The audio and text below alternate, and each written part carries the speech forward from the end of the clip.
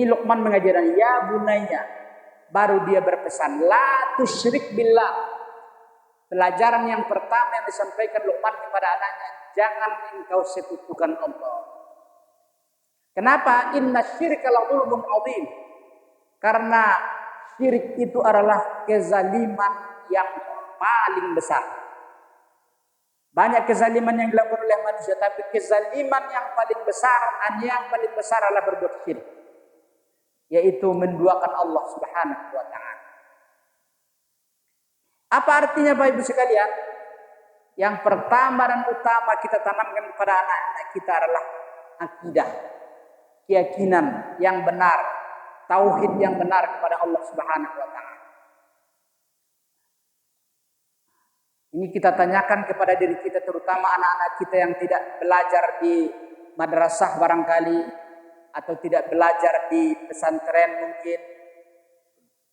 Apakah anak-anak kita sudah kita bekali dengan tauhid, keyakinan kepada Allah Subhanahu wa taala? Ya. Apakah sudah kita yakinkan mereka tentang keimanan kepada Allah, keimanan kepada malaikat, keimanan kepada kitab-kitab, rukun iman yang 6 itu apakah sudah kita ditanamkan kepada mereka atau tidak? Ya kan? Jadi tanggung jawab orang tua yang pertama kepada anak adalah menanamkan akidah tauhidnya. Ya kan? Jangan sampai anak-anak kita ya akidahnya tidak beres. Belakangan ini Bapak Ibu sekalian, banyak juga tantangan-tantangan akidah yang dihadapi oleh masyarakat ini. Ya. Misalnya ketika memahami Wallahu 'alal arsy istawa, Allah di atas aras. Ada sekelompok di tengah masyarakat kita yang meyakini ya Allah itu ya bersemayam di atas aras. Nah, kalau sempat dia meyakini bahwa Allah itu bertempat sebagaimana bertempatnya manusia, maka pada titik itu dia sudah syirik, sudah kufur kepada Allah Subhanahu wa taala.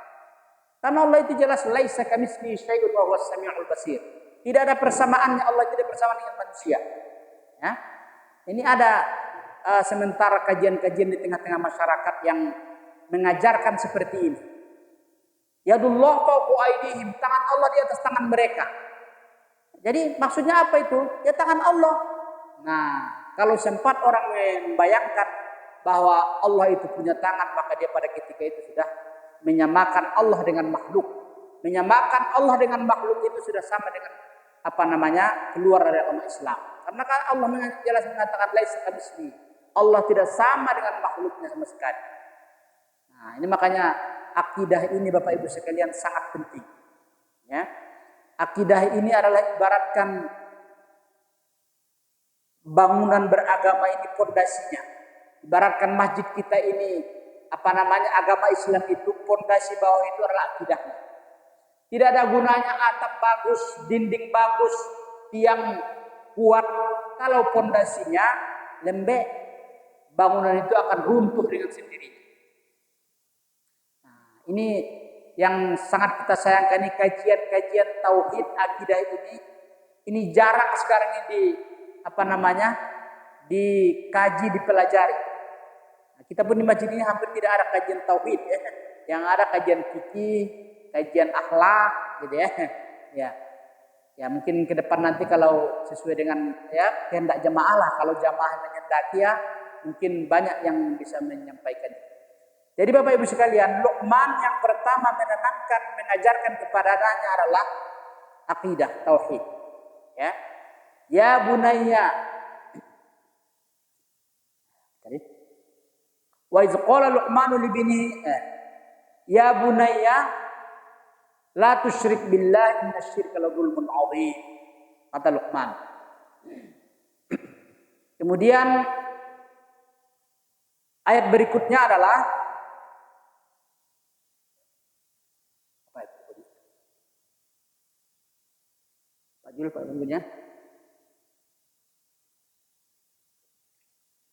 Wa iz qala Luqmanu li binihi ya bunayya la tusyrik billah innasyirka la dzulmun adzim.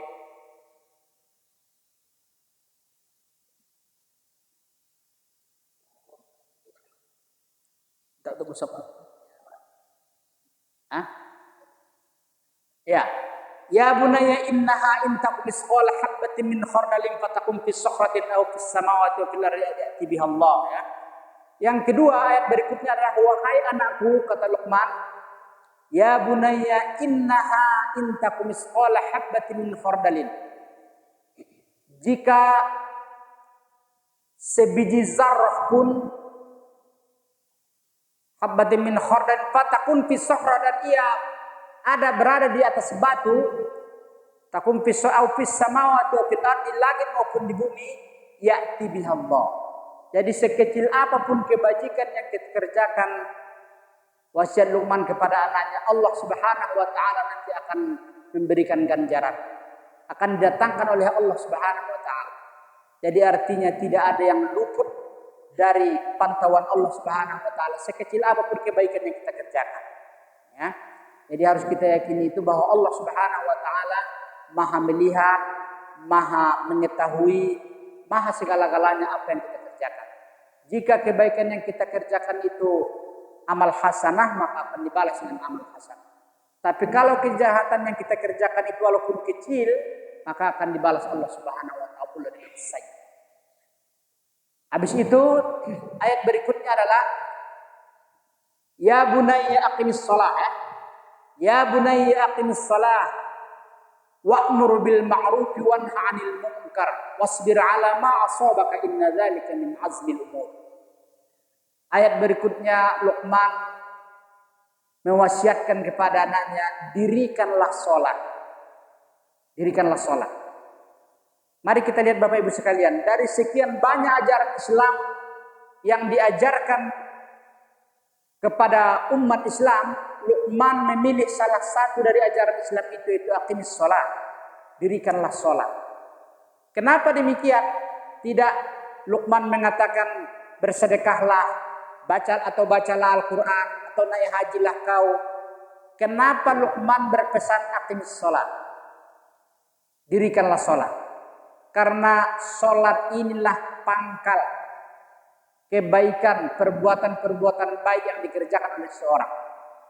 Dan meninggalkan sholat inilah pangkal kejahatan-kejahatan yang akan lahir dari diri seseorang.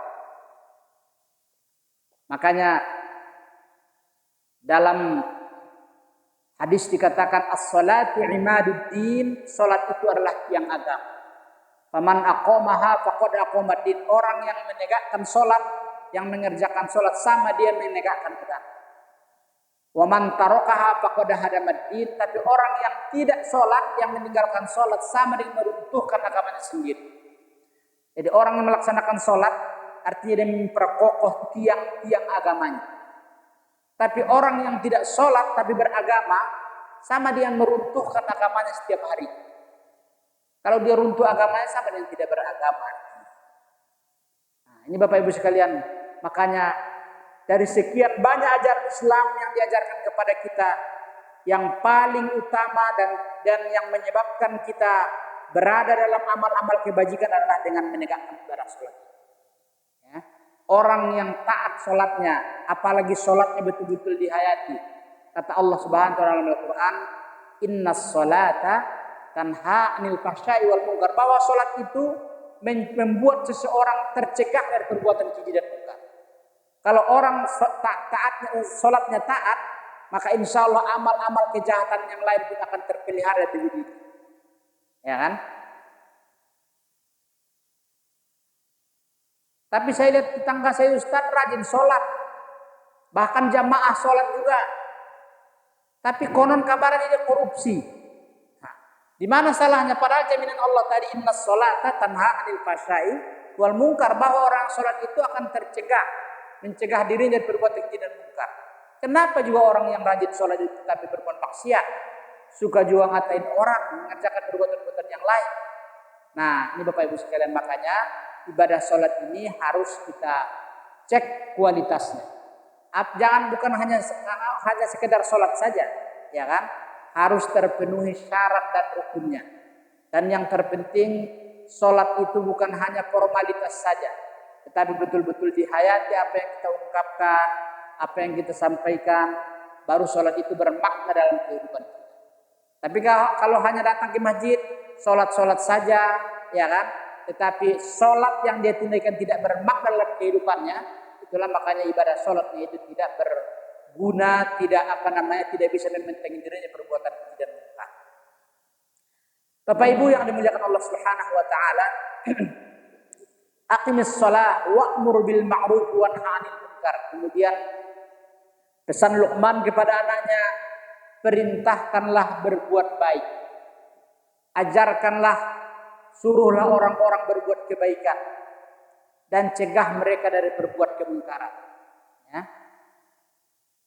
Bapak Ibu sekalian, memerintahkan berbuat ma'ruf dan mencegah dari perbuatan mungkar ini adalah kewajiban kita sesuai dengan kapasitas yang kita miliki. Paling tidak Bapak Ibu sekalian, di tengah-tengah keluarga kita jangan sampai kita abai. Melihat anak-anak kita sholat kita cuek.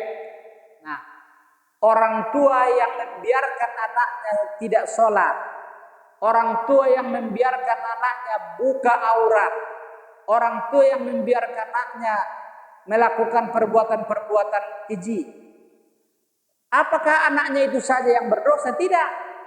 Orang tua ini pun ikut berdosa. Ya kan? Karena kata Allah Subhanahu wa taala, ya ayyuhalladzina amanu qu anfusakum wa ahlikum nar. Wahai orang-orang yang beriman, pelihara dirimu dan keluargamu dari api neraka. Jadi kita orang tua ini, bapak dan ibu ini, ya kan? Setelah kita punya anak, tanggung jawab kita bukan diri kita sendiri saja. Tapi anak-anak kita juga tanggung jawab kita. Ya. Ini kadang-kadang yang ironi, dikasih tahu orang tuanya. Itu si bulan ini anak kamu di sana begini. Sudahlah, itu sudah masanya pula sekarang ini. Nah, ini adalah racun bagi anak-anak yang seperti bahasa-bahasa seperti ini. Ya kan? Nah, ini anak-anak sekarang ini begitulah. Artinya dia tidak peduli, membiarkan anaknya seperti itu. Jangan lupa bahwa kita ketika sudah berkeluarga, kewajiban kita selain pada diri kita, kepada anak keluarga kita. Sudah dikasih tahu Ustaz, sudah dididik segala macam, tapi juga tidak berubah. Yang penting tetap berusaha, ya kan? Jangan sampai ada kata berhenti, jangan ada kata tidak sabar lagi untuk pendidikan anak, tidak ada. Ya, sepanjang kita masih menjadi orang tua, maka kita harus terus-menerus menghimbau, mengajak, ya kan? Mendidik mereka, menghimbau mereka supaya berada di jalan kebaikan. Wa'mur bil ma'ruf wa nahy 'anil munkar, dan mencegah dari kemungkaran. Wasbir ala ma asabaka inna dzalika min azmil umur. Nah, ini yang menarik Bapak Ibu sekalian di akhir ayat ini. Wasbir, bersabarlah. Bersabarlah maksudnya apa? Bersabar menunaikan ibadah sholat. Bersabar menyuruh orang ke dalam kebaikan. Bersabar mencegah orang dari kemungkaran. Nah, ini yang payah ini gitu kan. Kadang-kadang ketika ditanya, kenapa sudah berhenti anak itu sekolah, tidak sekolah lagi? Lah, saya puas rasanya. Tidak telap rasanya lagi. Nah, ini namanya berarti dia tidak sabar, berarti dalam menyeru anaknya dalam kebaikan dan mencegah dalam kemungkaran. Jadi Bapak Ibu sekalian, menjalankan ajaran agama ini adalah satu yang harus kita ingat, harus tetap berada dalam kesabaran. Sabaran itu artinya usaha yang terus menerus, ya. Sabar itu bukan berarti kita menyerah dengan keadaan. Tapi sabar itu adalah melakukan usaha terus menerus seraya berdoa kepada Allah Subhanahu wa taala. Ini yang sangat penting kita katakan. Maka kata Allah, inna dzalika min azmil umur. Bahwa bersabar itu memang sungguh perkara yang teramat penting. Maka tidak banyak orang kadang-kadang bisa bersabar. Orang yang bersabar inilah biasanya akan mencapai kesuksesan. Tapi kalau orang berusaha sedikit, gagal, berusaha sedikit, kemudian berusaha lagi, gagal lagi, sudah itu dia menyerah, bakal biasanya tidak akan sukses. Kunci kesuksesan itu adalah kesabaran atau keuletan bahasa kita sekarang, ya. Tidak bisa seperti ini kita ulang lagi sambil kita pikirkan lagi, sambil kita pelajari bagaimana caranya untuk mendidik anak-anak. Menyuruh mereka sholat, ya kan, menyuruh mereka kepada berbuat ma'ruf, mencegah kepada berbuat munkar. Ini adalah Bapak Ibu sekalian memerlukan kesabaran yang luar biasa. Ya, jadi tidak cukup hanya sekali dua kali, sudah berkali-kali tidak cukup, terus menerus. Itu namanya sabar itu. Jadi hakikat sabar itu adalah melakukan usaha secara terus menerus. Ya, sambil kita berdoa kepada Allah Subhanahu. Bapak Ibu sekalian, barangkali ini tidak sampai ke ujung, barangkali wasiat Luqman yang disampaikan ini tidak komplit, itu sampai ayat 18. Kita baru menyampaikan beberapa bagian saja karena waktu sholat Isya pun sudah tiba. Barangkali kita cukupkan di sini. Mudah-mudahan ada kesempatan pada waktu yang lain. Hadakumullah wa iyyakum ajmain. Akhirul kalam. Wassalamualaikum warahmatullahi wabarakatuh.